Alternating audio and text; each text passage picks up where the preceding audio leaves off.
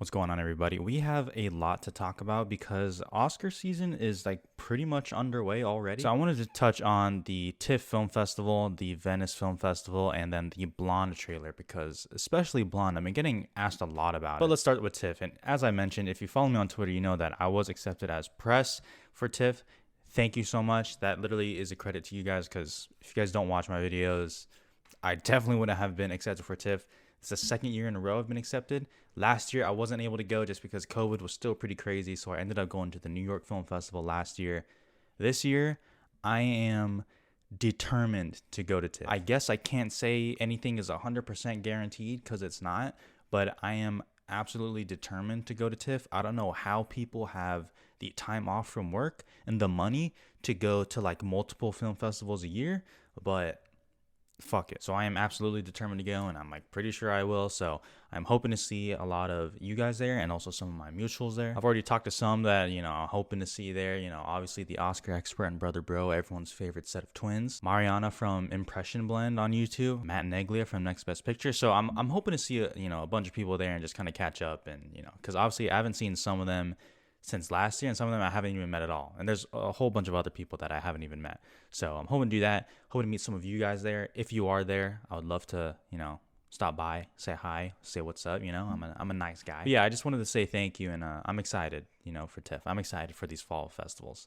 I am. Transitioning from that, let's talk about some of the movies I'm hoping to catch. Now, I'm not going to go through every single one here because that would take way too long, but I'll just kind of touch base on some that I'm really excited for. And we got to start with The Son, my most anticipated movie of this lineup here. And honestly, if we're talking about the rest of the year, it's probably my second most anticipated behind Babylon. You guys know I really like The Father, and I am just so excited for The Son. I mean, I love good acting.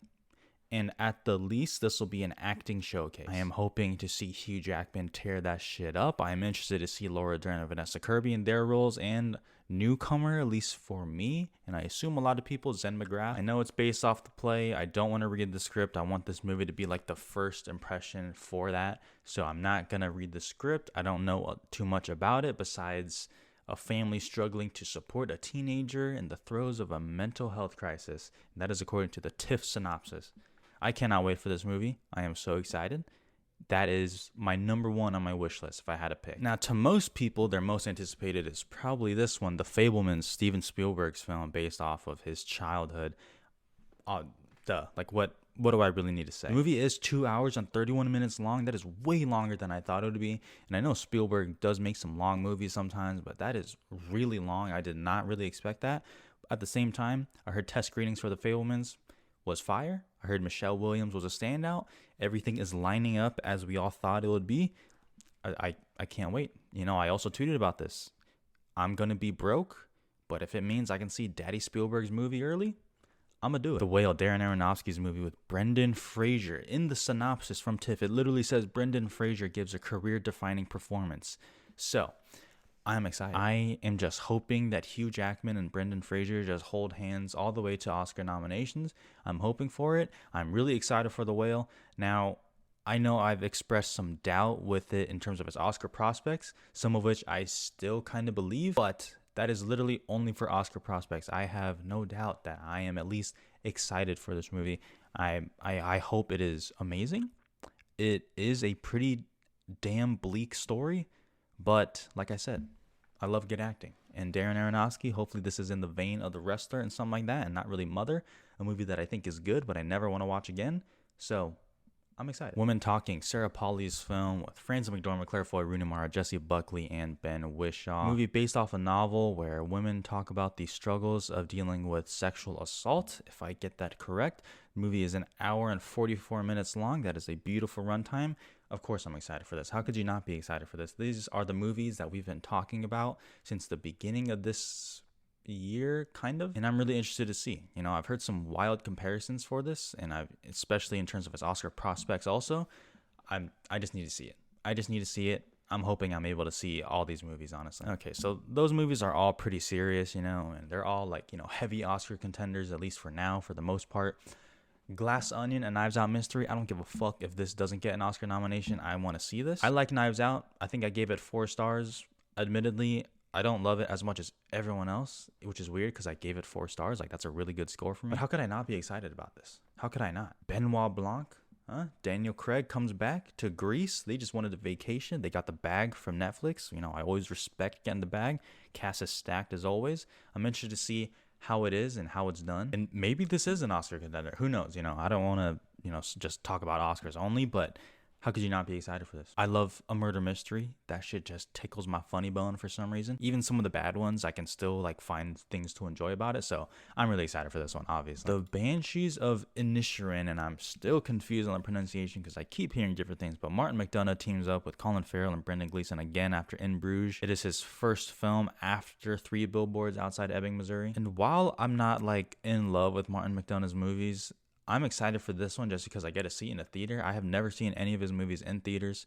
Not 3 Billboards, certainly not In Bruges. Too young. I didn't care about movies back then. So I'm excited, and I need a good comedy, which I assume this is going to be. Kind of in the vein of In Bruges from what I hear.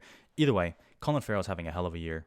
So I'm excited. Empire of Light, Sam Mendes's film. Now test screenings have came out, which I heard good things about for the most part. Some mixed, but still mostly skewing towards the good side. Admittedly, I am not the biggest fan of Sam Mendes' films for whatever reason. It just doesn't really click in my brain. However, Olivia Colman in this is someone who does click in my brain, who I think might just be the best actress working right now.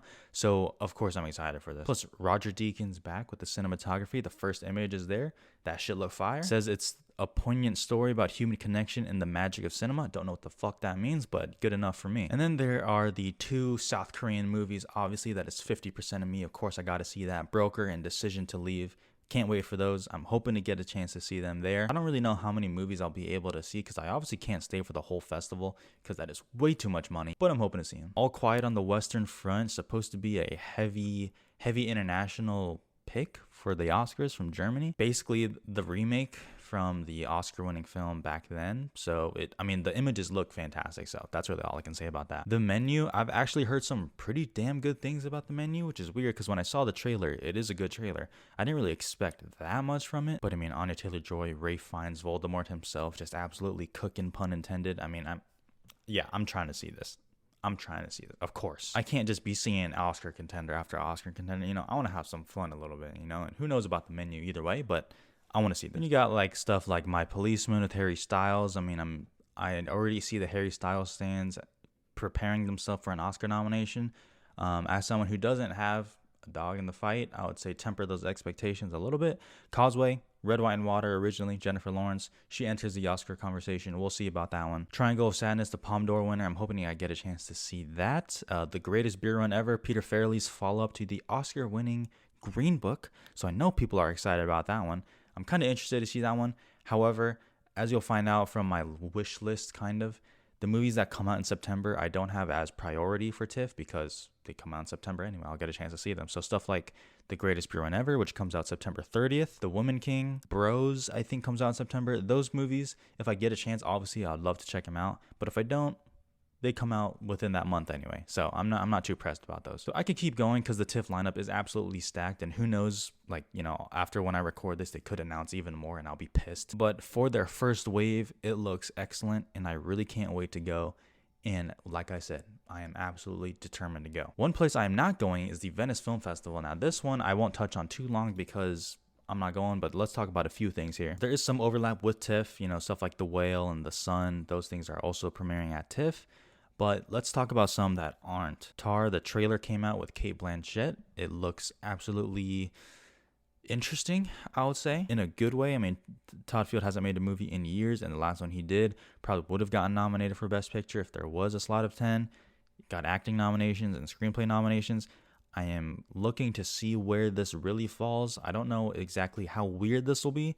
Some people are already saying it looks like the Spencer of this year, which I can absolutely see. I feel like Todd Field's movies are a little bit easier on the palette than Pablo Larraín's movies, but either way, I think Cate Blanchett is firmly in the actress conversation, and we'll have to talk about the rest. Bardo, False Chronicle of a Handful of Truth, Alejandro G. Iñárritu's new movie is premiering at Venice. There's a lot of talk about this movie, as we've discussed, but how could you not at least be pretty interested in this movie? It is Alejandro Iñárritu's, and he rarely misses, especially with the Academy. And I'm interested to see Daniel Cacho's performance also, because he is probably in my 5, considering all the rumors. Bones and All, Luca Guadagnino's movie with Taylor Russell and Timothy Chalamet. I think they're cannibals. That's really all I know. I haven't heard too much about it. The pictures look good. I mean, obviously I'm going to see this. I have to see this. Don't Worry Darling, directed by Olivia Wilde. I am just so curious on this movie because this movie could be like in my top 10 or it could just be an absolute mess. I am so excited for the press tour, which is weird to say just because you keep hearing some things about some drama between Florence Pugh and Olivia Wilde. Harry Styles is going to be there too, so you throw in the stands and, mix the pot, shit might explode. So that might be cool. And Blonde is also premiering at Venice, directed by Andrew Dominic, and that'll transition us into my thoughts on the trailer. Now, I think it looks beautiful. I think it looks great the way it's shot. I love the black and white of it all. I think Ana de Armas looks the part. I think she looks great, is it? I mean, obviously, it's Ana de Armas. Y'all know how I feel about her. I am more so curious on this movie than I'll say excited, if that makes sense. Theoretically, this should be one of my most anticipated movies. Andrew Dominic, I think, is a very good director. Ana de Armas, I love. She's playing Marilyn Monroe. It doesn't look like a straightforward type of biopic that I usually don't like. It looks like it's going to be doing something more interesting. However, you kind of read more into it, and then you're like, okay, so it's based off a novel, like a fictionalized retelling of Marilyn Monroe. From what I know, I haven't read the book. It's rated NC-17, and then you're like, why is it rated NC-17? And then it goes on to people are like, it's going to explore her sexual abuse and sexual assault. It's probably normal to feel a little bit nervous about that, or like, what are they doing with that? And then you also hear it is almost 3 hours long, if not 3 hours long. And that shit crazy. So there are things that are kind of pulling me towards excitement and then pulling me back a little bit. Now, obviously, I reserve judgment. I'm not saying like boycott this movie. I know the backlash has already began on this movie. As I've stated before, I don't really have like a dog in this fight. I'm more so just curious. There are plenty of movies that have a bunch of controversy beforehand, and then you see the movie and it kind of releases that controversy. Once Upon a Time in Hollywood comes out, people thought Tarantino was just going to exploit Sharon Tate's murders. In reality, it actually handled it in probably the most respectful way, especially considering he got the blessing from her family. So you just never know with these. From the trailer alone, I think it does look pretty great. I know Ana de Armas, I can hear the accent kind of slipping through a little bit. I personally don't really care about stuff like that, but I know it bothers a lot of other people. I am certainly interested. I've heard way too many conflicting things about it. I've heard this movie is great, and then I've heard that Netflix is trying to dump it because it is awful, and they don't really want it on their PR, in terms of PR, I should say. So I'm really interested. I don't know what you want me to say. I'm super interested. I'm hoping I get a chance to see that in theaters because, as I mentioned before, watching long movies at home, it just is not the best for me. And since this is just a huge kind of Oscar talk, we're just talking here. Let's talk about the rumors with Killers of the Flower Moon. Now, you heard from Deadline reported it first that Killers of the Flower Moon will be moving to 2023 with a likely premiere at Cannes. Now, you read the article, and it pretty much talks like there really is like no confirmed source or nothing they can really say about it, where they say Apple hasn't made a comment on it. It sounded mostly like speculation. So a lot of people were kind of like, okay, Deadline is a trusted source, absolutely. But, there's still some speculation within that article. So a lot of people are like, okay, maybe I'll still keep it on here. And then Variety jumped on as well, and they kind of confirmed the same thing, at least from what they are hearing, which also says that Apple did not really talk about it. So then you're like, okay, so that's two pretty well-known public trades and news outlets that are reporting the same thing. And then there was an interview with the head of the Venice Film Festival, and he basically said that Killers of the Flower Moon was not ready, and it is far from ready, in fact, and he said there's a likely premiere at Cannes the following year. Now, is it impossible that this movie comes out this year? Of course not. It's still very possible. However, it is seeming likely that it is going to 2023. So my predictions as of now will remove Killers of the Flower Moon. To me, it is really not a big deal. Like, I've seen some people like arguing about it. It's really not that big a deal. Like, I'm going to take it off my predictions. If it comes back in, I'll put him back in. I really don't see what the big deal is. It doesn't really matter to me. So because of that, a lot of things certainly shake up. When you take out Jesse Plemons and Robert De Niro from supporting, you take out Leonardo DiCaprio from acting. Obviously, you remove it from picture, director. You remove a lot of categories when you remove Killers of the Flower Moon. So we'll kind of see how that plays out in the Oscar stuff. I have to do a lot of thinking about that for now. And then other stuff like Rustin, I think I'm going to take off Rustin as well because I'm also hearing similar things about it. Like I said, if it turns out not to be true, I'll remove it. If not, I'll put it back in. There are certainly a lot of movies kind of like that. I'm hearing the same thing about Shirley, that it is not ready, and I've heard it is test screened.